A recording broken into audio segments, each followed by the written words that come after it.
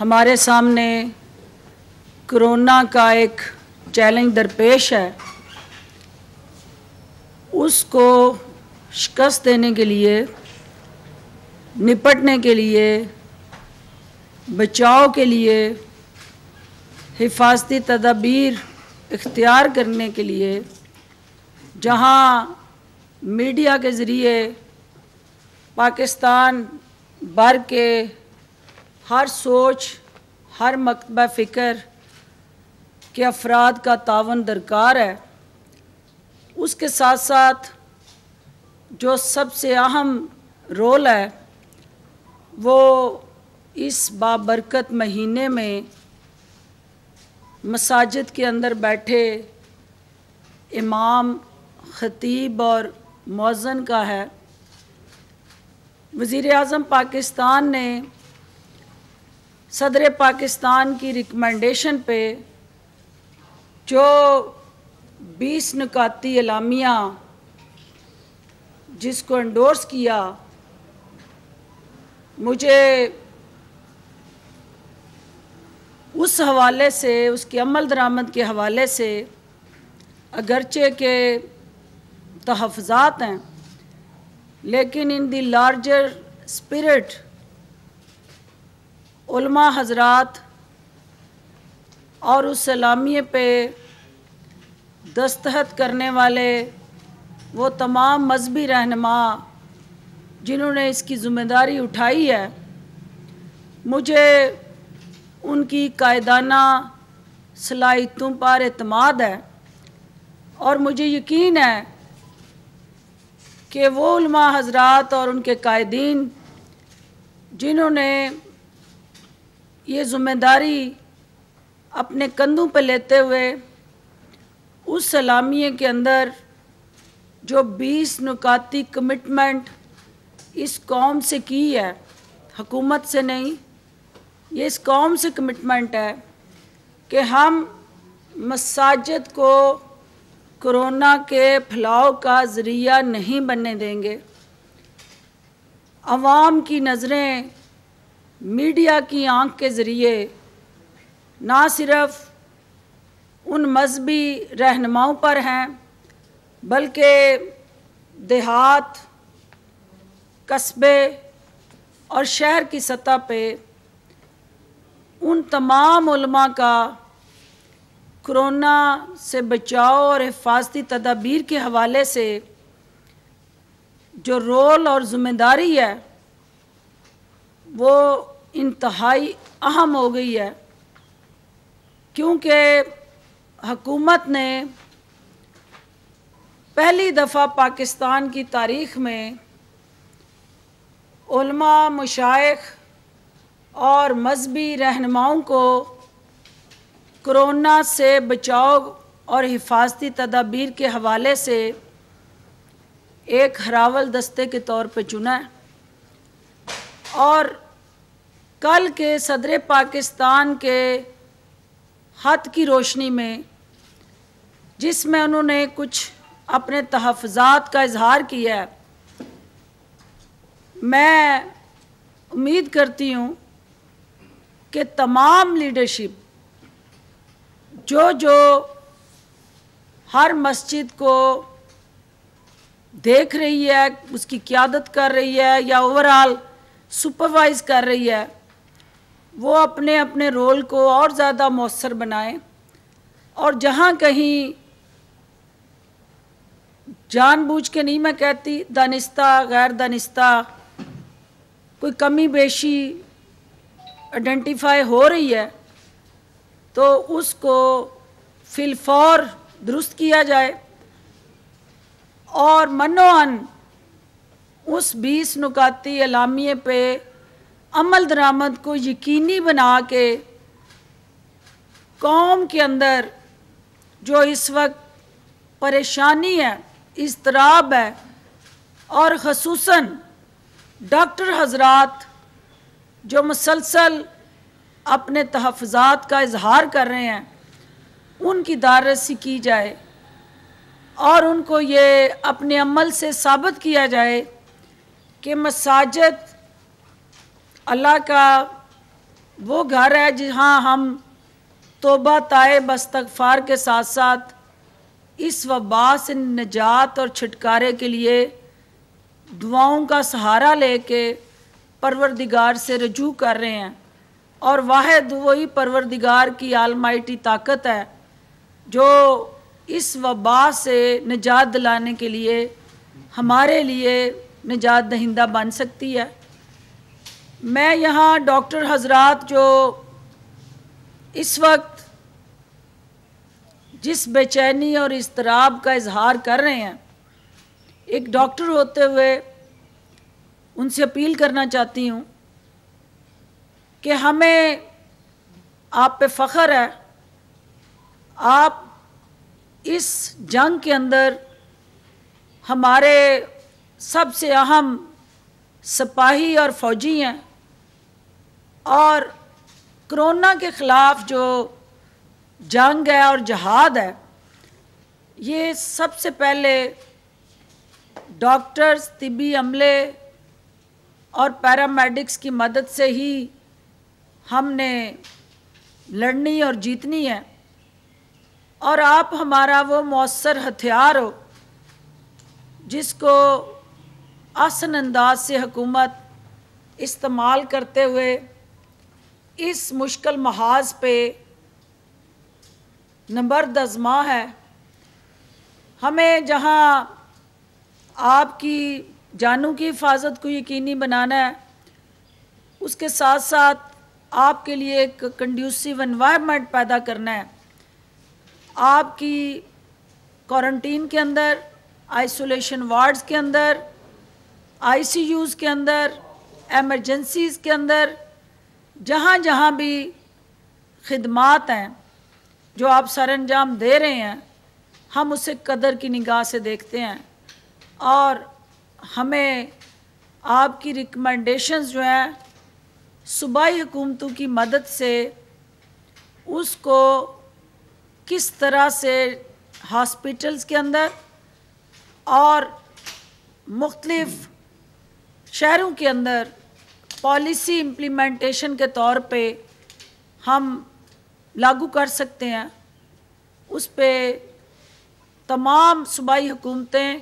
اور متعلقہ ادارے جو ہیں اپنی اپنی سطح پہ کام کر رہے ہیں۔ حکومت پاکستان نے جو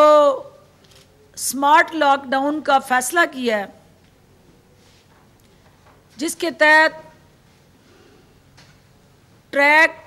ٹریس، ٹیسٹ، کوارنٹین جو ہے وہ ایک ایسا جدید ٹیکنالوجی کے ساتھ جڑا نظام ہے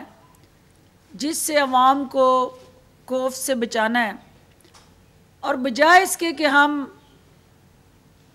پورے ملک کو یکمشت لاک ڈاؤن کریں، ٹیکنالوجی کے ذریعے جو ہمارا نیشنل سیکیورٹی اپریٹس ہے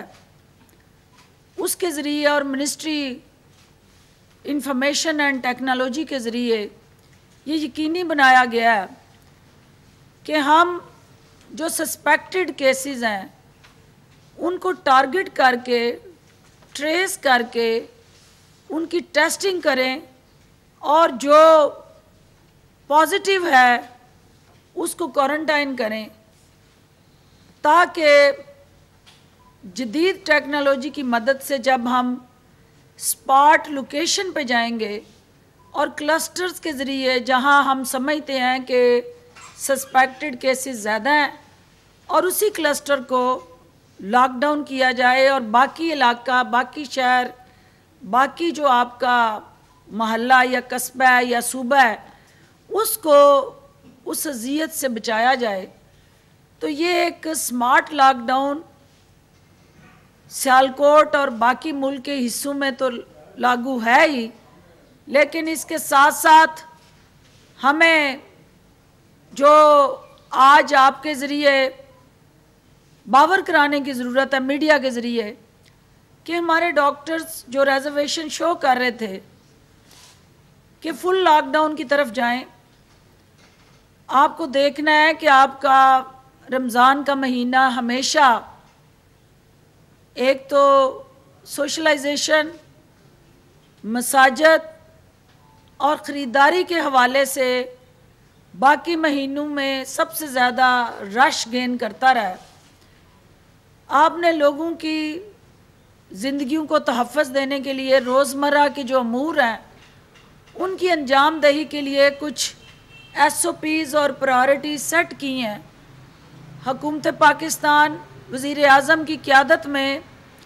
ان ذمہ داریوں کو آسان طریقے سے اپنا فرض سمجھ کے ادا کر رہی ہے۔ کچھ ذمہ داریاں بحیثیت حکومت ہماری ہیں، لیکن کچھ فرائض بحیثیت شہری پاکستان کے عوام کے ہیں۔ حکومتیں اپنی ذمہ داریاں ادا کر رہی ہیں، لیکن شہری جو ہے انفارچونیٹلی ابھی تک اس حساس مسئلے کی نوعیت کو نہیں سمجھ سکے، اور بار بار اپیلیں کرنے کے باوجود سوشل ڈسٹینسنگ اور آئسولیشن میں جانے سے نہ صرف وہ گریز ہیں بلکہ ہچکچا رہے ہیں۔ ہمیں آپ کی جان اور اس کی حفاظت ہر حال میں یقینی بنانی ہے۔ خدا را احتیاط کریں، اپنے لیے بھی اور اپنے ارد گرد کے لوگوں کو اس وبا سے محفوظ رکھنے کے لیے بھی۔ دوسرا جو بہت اہم ایشو ہے، میرے بعد کمشنر صاحب اور ڈپٹی کمشنر صاحب ایک اوورآل ڈویژنل گوجرانوالا کا نقشہ آپ کو پیش کریں گے، لیکن پاکستان کا اوورآل جو اس وقت لینڈسکیپ ہے، جس میں کل جو ہے انڈسٹریل ورکرز کے لیے جو وزیر اعظم پاکستان ریلیف پیکج دینا چاہ رہے ہیں اس کے حد و حال واضح کر دیے گئے ہیں۔ کل وہ پیکج ECC میں لایا جا رہا ہے، اور ECC اس کی منظوری دے گی تو اس پیکج کو پھر کیبنٹ کے سامنے پیش کیا جائے گا۔ اس کا مقصد کیا ہے کہ ہمارے وہ کرونا کے متاثرین محنت کش مزدور جن کو فیکٹریاں بند ہونے کی وجہ سے، کارخانے بند ہونے کی وجہ سے، یا کاروباری مراکز کرونا کی وجہ سے جب بند کر دیے گئے تو وہ بے روزگار ہو گئے ہیں، سب سے پہلے ہم ان کی روزگار کا تحفظ کریں کہ ان کے مالکان جو ہیں ان کو نوکریوں سے نہ نکالیں، اور اسی وقت یقینی بنایا جا سکتا ہے جب ہم ان مالکان کے حصے کا بوجھ حکومت اپنے کندھوں پہ لے۔ اس کے لیے جو میکنزم بنا ہے اس کے اندر بجلی کے بلز اور دیگر ریلیف جو ان مالکان کو ہم دے رہے ہیں، وہ کل ECC کے اندر منسٹر انڈسٹری جو ہے میڈیا کو تفصیل سے اپرائز کریں گے، لیکن اس پیکج کا مقصد انڈسٹری کے اندر کام کرنے والا محنت کش مزدور جو ہے اس کے حقوق کا تحفظ کرنا ہے، اس کی روزگار کو تحفظ دینا ہے،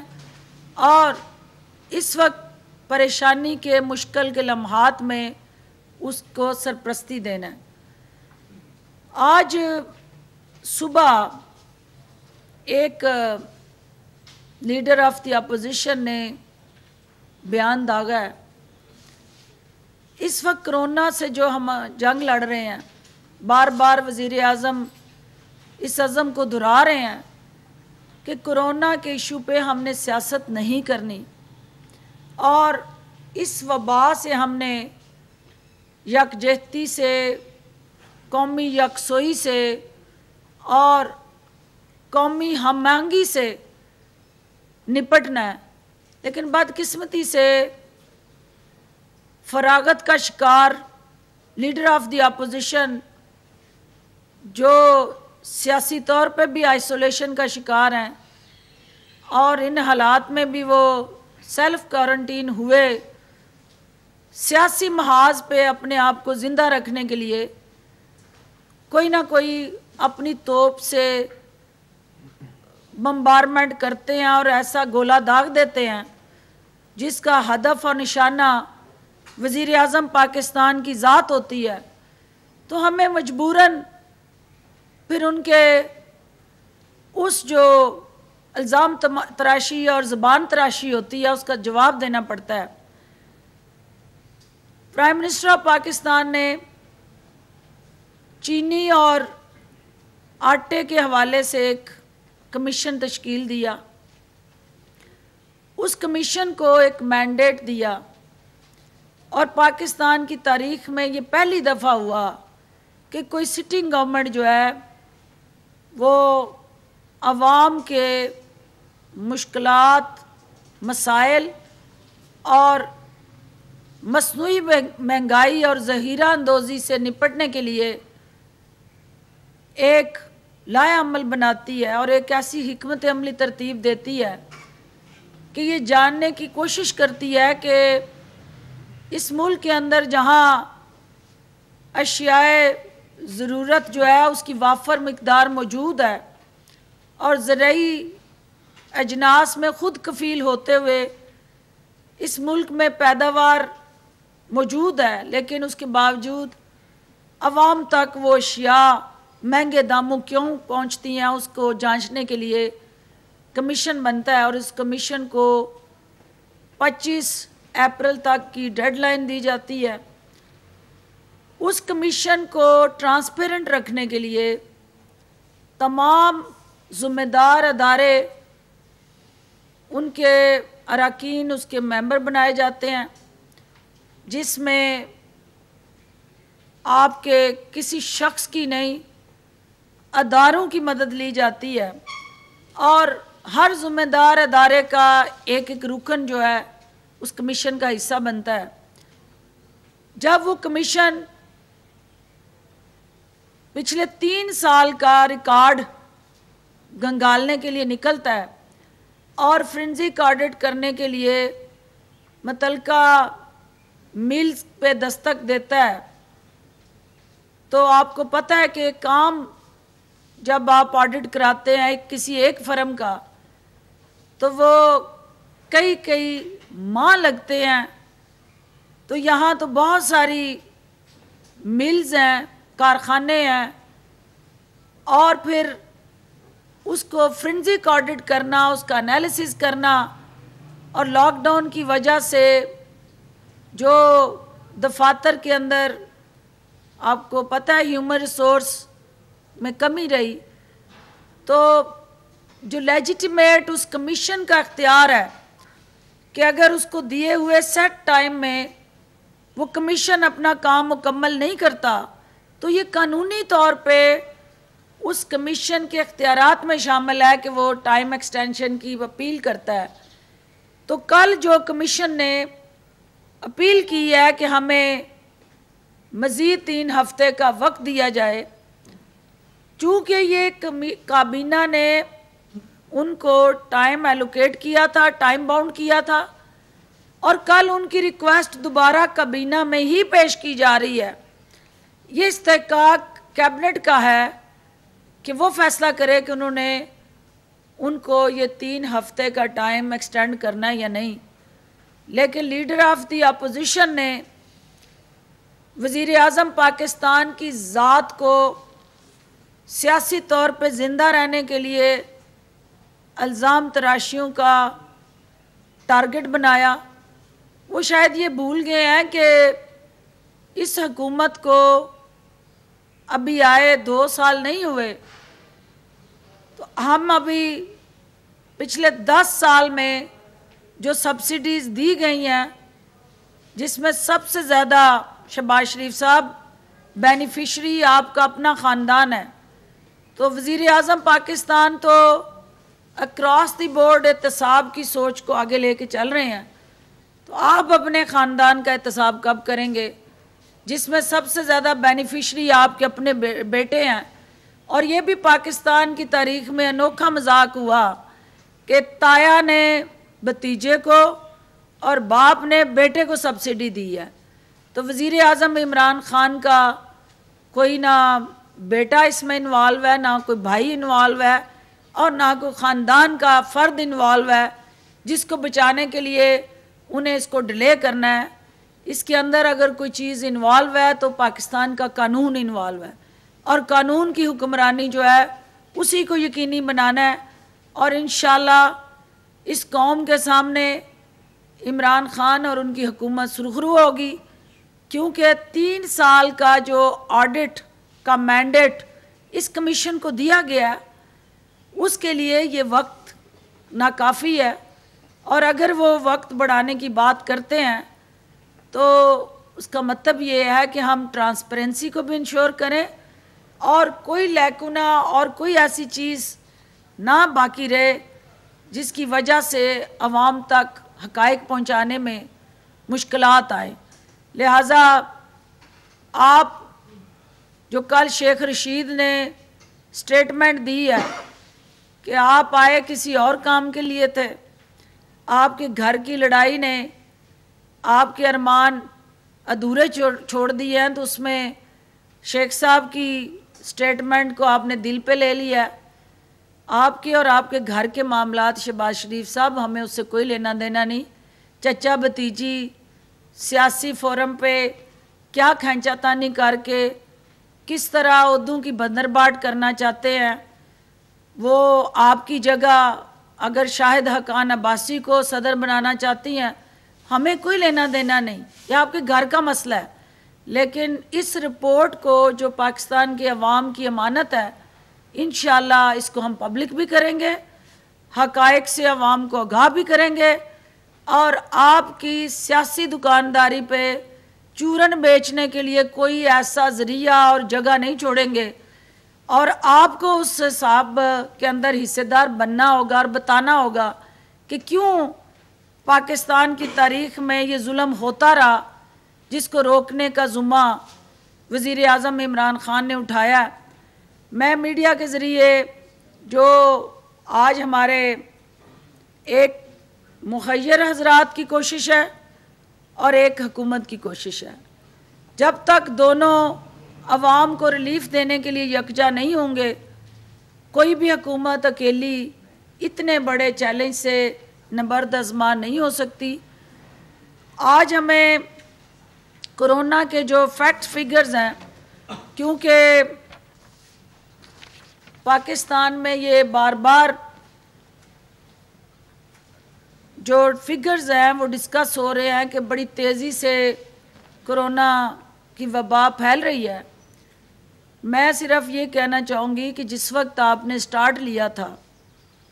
تو آپ کی پر ڈے جو کیپیسٹی تھی ٹیسٹ کرنے کی پورے پاکستان کی، وہ 472 ٹیسٹ پر ڈے تھا۔ آج جب آپ اپنے ٹیسٹ کی کیپیسٹی کو بڑھا رہے ہیں تو 8 سے 9 ہزار پر ڈے آپ ٹیسٹ کر رہے ہیں، تو ظاہر ہے جتنے ٹیسٹ زیادہ ہوں گے اتنی متاثرین کی تعداد زیادہ ہوگی۔ جب آپ نے سٹارٹ لیا تھا تو آپ کی 6 لیبز تھی، آج پاکستان میں ان لیبز کی تعداد جو ہے 40 ہو چکی ہے، اور ہمارا ٹارگٹ ہے کہ ٹیسٹ کرنے کی جو کیپیسٹی ہے اس کو اینڈ آف مئی تک 20,000 تک لے کے جائیں، اور جو آپ کی لیبارٹریز ہیں این ڈی ایم اے ان کو 60 لیبز تک لے کے جانا چاہتی ہے پبلک پرائیویٹ پارٹنرشپ سے۔ تو جہاں آپ متاثرین کی تعداد بڑھے گی وہاں ظاہر ہے ہمارے لیے چیلنجز بڑھیں گے، اور وہاں آپ کی بحثیت شہری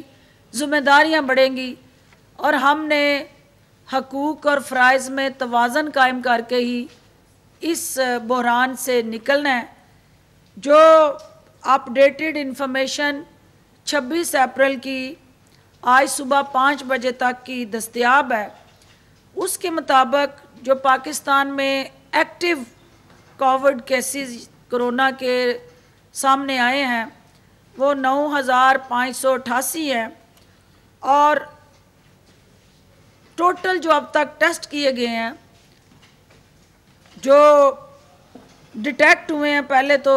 ان کی تعداد جو ہے وہ 12 ٹوٹل ڈیٹیکٹڈ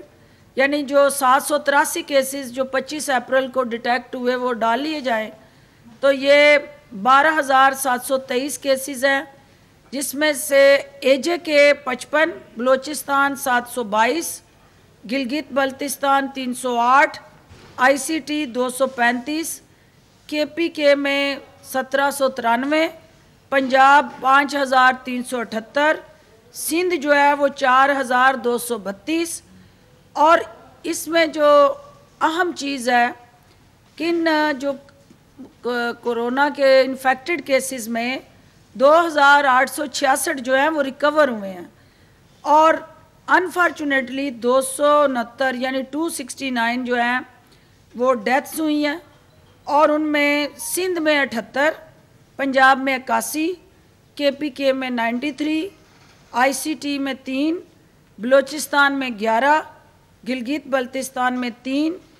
اور آج کے دن تک 78 پیشنٹس جو ہیں وہ کرٹیکل ہیں۔ اس کا مطلب یہ ہے کہ وہ وینٹیلیٹر پہ ہیں۔ جو 1,44,365 ٹیسٹ کنڈکٹ کیے گئے، اس میں سے 6,218 25 اپریل کو کنڈکٹ ہوئے۔ جو ہم اس کا لوکل ٹرانسمیشن وائز اگر جائزہ لیتے ہیں تو 81% جو ہیں وہ ٹرانسمیشن ہے جو فارن ٹریول والے لوگ پاکستان آئے اور ان سے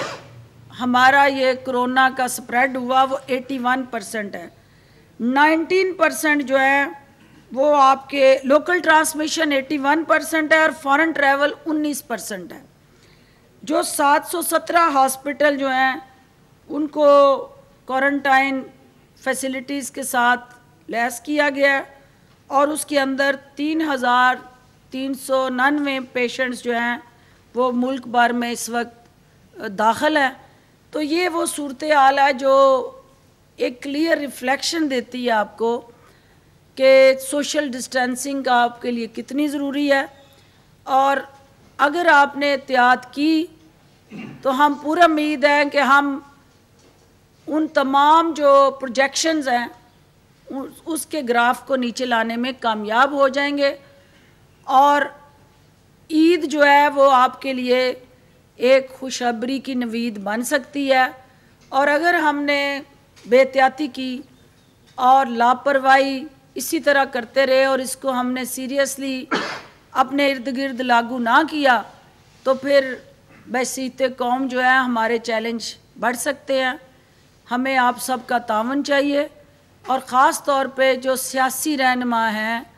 وہ اپنی انرجیز اور خصوصاً اپوزیشن اپنا تمام تر فوکس جو ہے وہ کرونا کے بچاؤ اور متاثرین کو ریلیف دینے کے لیے حکومت کی کاوشوں کا حصہ بنے، اور وزیر اعظم پاکستان کا جو ٹائیگر فورس کے ذریعے ریلیف پیکیج ہے اس کو مستحقین تک پہنچانے کے لیے ہمارا ساتھ دیں، اور مل کے ہم اس وبا کا مقابلہ کر کے اس کا خاتمہ کریں، اور یہی پاکستان کے عوام ہم سے توقع رکھتے ہیں۔ میں کمشنر صاحب سے گزارش کروں گی کہ وہ گوجرانوالہ ڈویژن کے اندر اب تک جو حکومتی اسٹریٹجی رہی وہ انڈسٹری کے حوالے سے ہو، وہ کوارنٹین کے حوالے سے ہو، وہ اوورآل ٹیسٹ کے حوالے سے ہو، اور پھر پبلک ریلیف کے حوالے سے وہ آپ کو میڈیا کو تفصیل سے بتائیں گے، اور اس کے بعد ڈی سی صاحب اس کو وائنڈ اپ کر لیں گے کہ ڈسٹرکٹ سیالکوٹ کے اندر جو ہے وہ اس وقت ہمارے چیلنجز کیا ہیں۔